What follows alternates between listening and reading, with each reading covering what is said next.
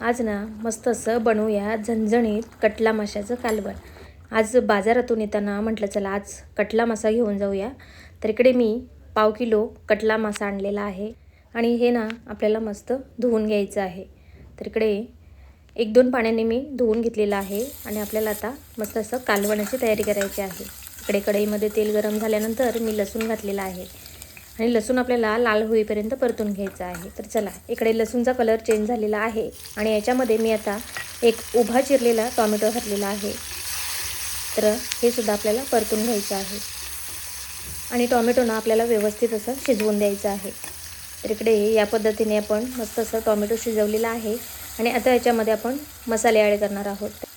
तर इकडे मी हळद, मीठ, गरम मसाला, तिखट मसाला आणि काश्मीरी लाल मिरची पावडर घेतलेली आहे आणि हे सुद्धा आपल्याला परतून घ्यायचं आहे।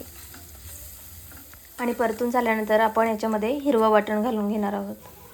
तर या वाटणामध्ये मी खोबरं घेतलेलं आहे, थोडासा आल्याचा तुकडा घेतलेला आहे, जिरं, कोथिंबीर आणि एक छोटी मिरची घेतलेली आहे आणि हे मिक्सरला बारीक वाटून घेतलेलं आहे आणि तेच वाटण मी यामध्ये वापरलेलं आहे।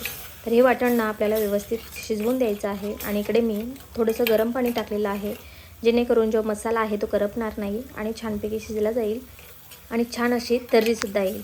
आणि इकडे बघताय तुम्ही मस्त अशी तर्री येत चाललेली आहे, म्हणजे आपलं वाटण जे आहे ते व्यवस्थित शिजलेलं आहे।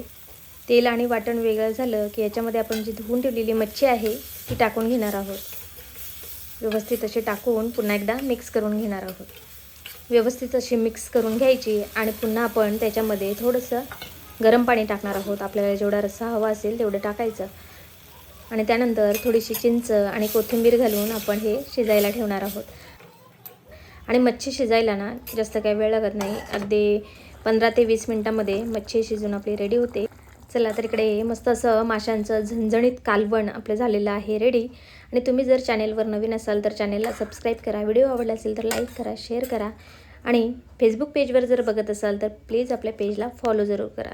भेटूया पुन्हा एकदा अशाच नवीन रेसिपीसोबत, तोपर्यंत खात राहा, स्वस्त राहा, मस्त राहा, बाय बाय।